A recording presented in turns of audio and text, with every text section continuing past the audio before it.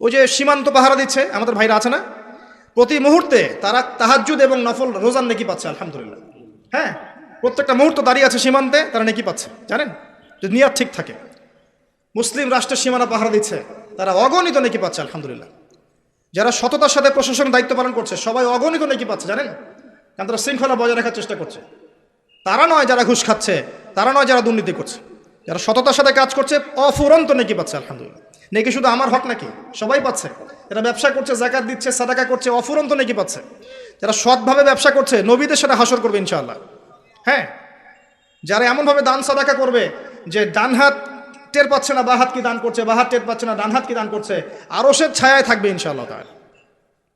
পক্ষান্তরে দেখা যাবে আমি নাউজুবিল্লাহ যারা বক্তা কথা বলছি কিন্তু কথার উপর আমল নাই, এদের জিহবাকে আল্লাহ পাক আগুনের কেচি দিয়ে কেটে দিবেন নাউজুবিল্লাহ।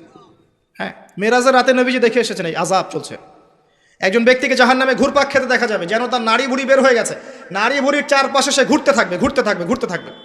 সমস্ত জাহান্নামী তার কাছে একত্রিত হয়ে যাবে, বলবে ইয়া ফুলান, হে অমুক, মা বিক, তোমার কি হয়েছে, তুমি কি আলাম তাকুন তা'মুরু বিল মা'রুফ ওয়া তানহা আনিল মুনকার, তুমি কি এমন ব্যক্তি ছিলে না যে আমাদেরকে সৎ কাজের আদেশ করতে অসৎ কাজে নিষেধ করতে?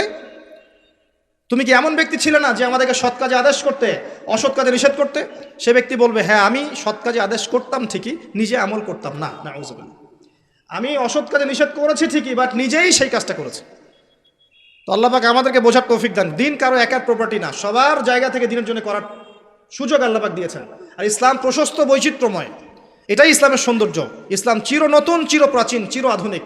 বলেন সুবহানাল্লাহ। আসেন জানুন যে আমলে চলে আসেন, পড়াশোনা করেন নবীর তরিকা মতো, আপনি পরিবারের সাথে সময় কাটান তার তরিকা মতো। ইভেন আপনি যদি স্ত্রীর সাথে সময় কাটান, এই সময়টাও আপনি নেকির খাতায় গণ্য হবে ইনশাআল্লাহ আযজা ওয়া জাল। কারণ আপনি যদি তার সাথে সময় না কেটে আপনার গার্লফ্রেন্ডের সাথে কাটাতেন, আপনার জেনার গুনাহ হতো, যেটা আপনারা অ্যাভেলেবেল করে থাকেন এখন। বর্তমানে যে বুদ্ধি প্রতিবন্ধী টিকটক প্রজন্ম, যেটা বলি আমি বারবার, বুদ্ধি প্রতিবন্ধী একটা টিকটক প্রজন্ম, যারা যারা সকাল করে ফোন নিয়ে ঘুমায়ও ফোন নিয়ে, এবং কি যে করছে একটা ভিডিওর জন্য কি করতে বাকি রাখে আল্লাহু আ'লাম বিসসাওয়াব। এবং গার্লফ্রেন্ড এদের কাছে স্বাভাবিক বিষয়, ডেটিং স্বাভাবিক, জিনা স্বাভাবিক, মাদকদ্রব্য সেবন করা স্বাভাবিক। মাঝে মাঝে কিশোর গ্যাং তৈরি করে ফেলে, কিশোর অপরাধ করে, ছোট ছোট মেয়েদেরকে ধর্ষণ করে, পর্নোগ্রাফি দেখে, পিতামাতার অবাধ্য হয়, সমস্ত খারাপ গুণ এদের মধ্যে আছে। 15-20 বছরে যত পাপ করেছে, আগেকার মানুষরা মনে হয় সারা জিন্দগিতে এত পাপ করে নাই। এই প্রজন্ম কি দেশের জন্য কিছু করতে পারবে? আপনার তাই মনে হয়? এদেরকে কিভাবে সলিউশনে আনবেন? পরিবার তো ছেড়ে দিয়েছে বাচ্চা কাচ্চা থেকে, যা বাবা যা ইচ্ছা তাই কর। জিজ্ঞাসা কিছু বললে বলে আমার ছেলে তো এখন ছোট, বড় হলে ঠিক হয়ে যাবে। আমার মেয়ে তো কে বলে এখন ছোট, বড় হলে ঠিক হয়ে যাবে। এই ছোট বয়সে আপনার মেয়ে 10টা জেনা করে ফেলেছে, ছোট বয়সে আপনার ছেলে 10টা গার্লফ্রেন্ড চেঞ্জ করেছে। কি মনে করছেন আপনি? ওরা ছোট নাই, এরা আমাদের চেয়ে অনেক আগে অ্যাডাল্ট হয়ে গেছে। এখনকার ছেলেমেয়েরা দেখবে স্কুলে বসে বসে পড়ন দেখে, স্কুলে বসে বসে। এটা টিভিতে কত রিপোর্ট হয়েছে, বিগত 8-10 দিন 12 দিনের মধ্যে 42টা বাচ্চা মেয়েকে রেপ করা হয়েছে দেশের মাটিতে। খবর আছে আপনার? কার কোলে বাচ্চাকে তুলে দিচ্ছেন? অতএব পরিবারের সাথে সময় কাটান রাসূলের সুন্নাহ মোতাবেক, তাদেরকে সময় দেন, বোঝান, তালিমে নিয়ে বসেন, সময় দেন, পরিবারকে সময় দেন। আপনার সময় বাইরে সব দিতে হবে না, আপনাকে পরিবারের সময় দেন। হ্যাঁ, বুঝাতে বুঝাতে বুঝাতে বুঝাতে যদি আপনি ক্লান্ত হয়ে যান, কার মতো? ওই নূহ আলাইহিস সালামের মতো। দাওয়াত দিতে দিতে দিতে দিতে বোঝাতে বোঝাতে আপনি ফেড আপ, আপনি ক্লান্ত, পরিশ্রান্ত, কিছুতেই কথা শোনে না, কিছুতেই না।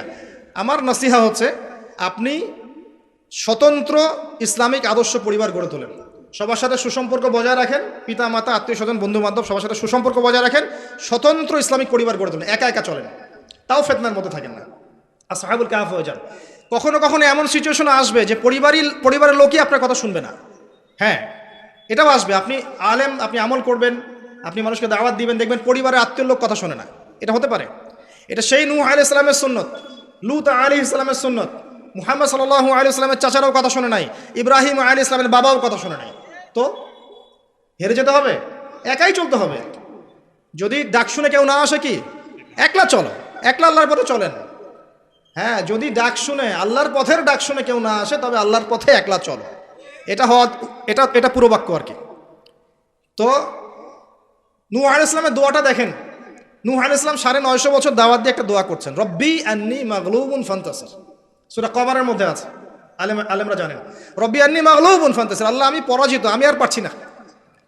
ইন্নী দাউতু কওমি লাইলা ওয়া নাহারা, আমি দিন রাত মানুষকে দাওয়াত দিয়েছি। ওয়ালাম ইয়াজিদহুম দুআ ইল্লা ফিরারা, আমার ডাক শুনে খালি মানুষ পালিয়ে গেছে, মাথা কাপড় দিয়ে পেঁচিয়ে নিয়েছে, হাত গুটিয়ে চলে গেছে।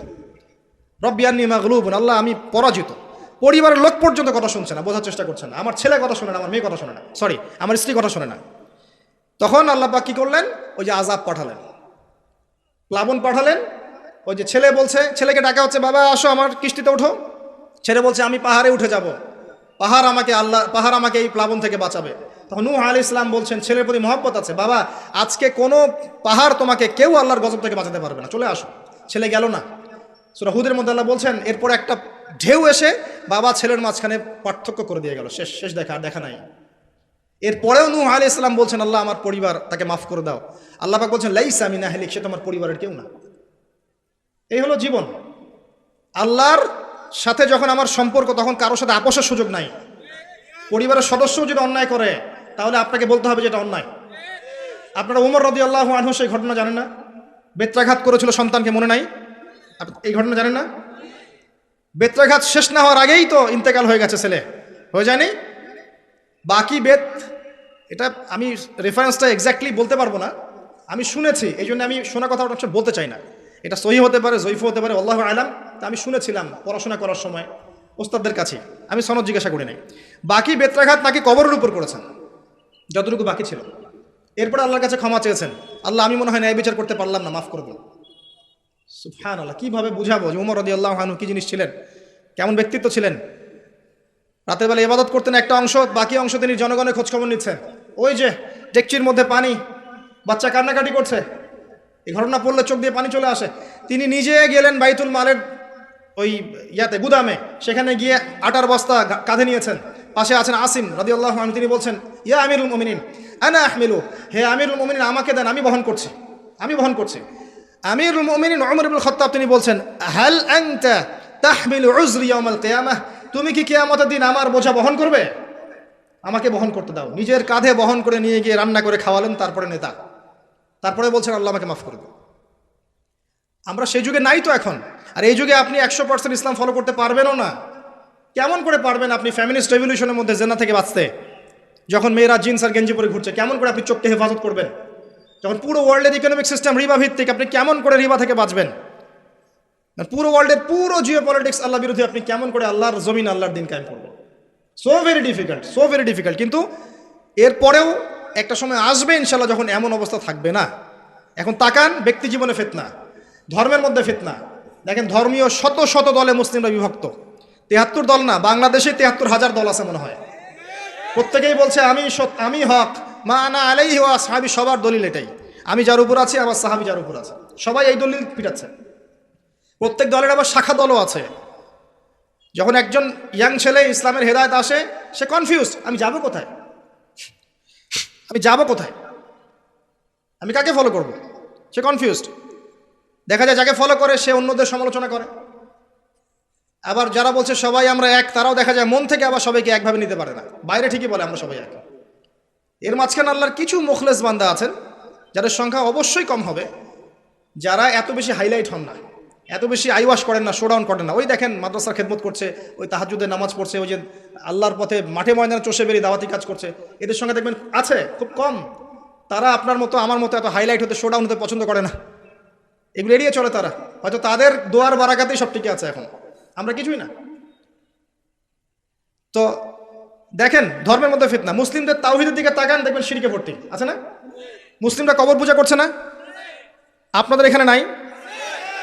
মাজার পূজা করছেন না? কথা বললে রাগ করলে কিচ্ছু করার নাই, কিন্তু মাজার পূজা শিরক, এটা মনে রাখতে হবে আপনাকে। কোনো ক্ষমতা নাই একজন মৃত মানুষের আপনার কোনো উপকার করার। এখানে আপনি জবাই করছেন, মানত করছেন, সিন্নি দিচ্ছেন, হাবিজাবি করছেন, কি করছেন এখানে? আর ইন্না সলাতি ওয়া নুসুকি ওয়া মাহইয়ায়া ওয়া মামাতি লিল্লাহি রাব্বিল আলামিন, এটা কোথায়? আমার সালাত, আমার সওম, আমার কুরবানি, আমার স্যাক্রিফাইস সব কার জন্য? আল্লাহর জন্য। এখানে তাওহীদের মধ্যে শিরকের অনুপ্রবেশ ঘটে গেছে। আর কারো আমলনামা যদি শিরকের পাপ থাকে এবং এই অবস্থায় যদি কেউ মারা যায়, সে জান্নাতে যাবে না। নবী সাল্লাল্লাহু আলাইহি ওয়াসাল্লামকে বলা হচ্ছে লা ইন আশরাকতা লা ইয়াহবাতান্না আমালুক। সূরা জুমার পড়ে দেখেন, যদি তুমিও শিরক করো তোমার আমল নষ্ট করে দেব আমি। সূরা মাইদায় দেখেন, আল্লাহ পাক তাদের জন্য হারাম করেছেন জান্নাত যারা আল্লাহর সাথে শিরিক করেছে, এবং তাদের জন্য জাহান্নাম অবধারিত করেছেন। সহিহ বুখারীতে 4 বার এসেছে যে আদম আলাইহিস সালামকে ডেকে নেওয়া হবে এবং বলা হবে তোমার সন্তানদের মধ্য থেকে জাহান্নামীদেরকে আলাদা করে দাও। বলা হবে কয়জন হে আল্লাহ? আল্লাহ জানিয়ে দিবেন প্রতি 1099 জনকে জাহান্নামের জন্য আলাদা করে দাও। আবার আল্লাহ পাক এটাও বলেছেন যে ইন্নাল্লাহা লা ইয়াগফিরু আন ইউশরাকা বিহি ওয়া ইয়াগফিরু মা দুনা যালিকা লিমান ইয়াশা। আল্লাহ পাক শিরকের গুনাহ ব্যতীত যে কোনো গুনাহ যাকে ইচ্ছা মাফ করতে পারেন। মেরাজের রাতে ওয়াদাও দিয়েছেন যে হে আদম সন্তান, তুমি যদি আমার সামনে আসমান জমিন সমান পাপ নিয়ে আসো, কিন্তু আমার সাথে কাউকে শরিক না করো, আমি আল্লাহ তোমার সামনে আসমান জমিন সমান ক্ষমা নিয়ে হাজির হব। তারপরেও 1999 জন কেন জাহান্নামে যাবে? উত্তর খুব সিম্পল। উত্তরটা কি বুঝতে পারছেন? খুব সিম্পল। ওদের আমল নামে কোন পাপ থাকবে? শিরকের পাপ থাকবে, না হলে আল্লাহ মাফ করে দিতেন। সিম্পল। তার মানে আমাদের মধ্যে শিরক আছে এবং শিরক থাকবে। বিশ্বাসে শিরক আছে, কাজে শিরক আছে, কথায় শিরক আছে। মুসলিমরা আল্লাহকে ছাড়া অন্য কাউকে সেজদা করছে, আল্লাহকে ছাড়া অন্য কারো কাছে দোয়া করছে, আল্লাহকে ছাড়া অন্য কারোর জন্য নজর মানত করছে, কুরবানি করছে, জবাই করছে, কসম করছে, সব কিছু করছে, এবং তারা আল্লাহকে পাওয়ার জন্য মৃত মানুষের ওসিলা তালাশ করছে। সুবহানাল্লাহ। আমরা তাওহীদের উপরে নাই অনেকেই। তাওহীদে থাকলে পরে ইনশাআল্লাহ তাআলা বিজয় আসবে। মুশরিকদের কখনো বিজয় আসে না। আবার আসেন, দিনের ফিতনা দেখাচ্ছি, সুন্নতের মধ্যে বেদাত ঢুকে যায়নি? অগণিত বেদাতি কাজ আমরা করছি সুন্নত মনে করে, করছি না? নতুন নতুন কাজ করছি যেগুলো নবী সাল্লাল্লাহু আলাইহি ওয়াসাল্লাম করেননি, করতেও বলেন নাই, সাহাবায়ে কেরামও করেন নাই। আমরা করছি নাকি আশায়। সুবহানাল্লাহ। রমজান মাস আসলেও দেখবেন কত কি শুরু হয়ে যাবে। যাই হোক, আপনি দেখেন ধর্মে ফিতনা, আপনার পরিবারে ফিতনা। আমি আগেই বলেছি পরিবারের ফিতনার সম্পর্কে। পরিবারের ম্যাক্সিমাম লোক বস্তুবাদী দেখবেন, দুনিয়ামুখী, দুনিয়া নিয়ে ব্যস্ত। ম্যাক্সিমাম পরিবারে দেখবেন তাওহীদ নাই, সুন্নাহ নাই, তালিম নাই, একসাথে বসে খাওয়ার সংস্কৃতি নাই। ম্যাক্সিমাম পরিবারে দেখবেন অপসংস্কৃতি, ব্লু ফিল্ম দেখছে, সিনেমা দেখছে, গান বাজনা শুনছে, বাপ বেটা ছেলে মেয়ে সব একসাথে। মাশাআল্লাহ। দেখবেন পরিবারগুলোতে নামাজি লোকের সংখ্যা কম, পরিবারে সুদ ঢুকে গেছে, হারাম রিজিক ঢুকে গেছে। এবং আমরা বলছি সন্তান সন্ততি পরিবারবর্গের জন্যই তো করছি।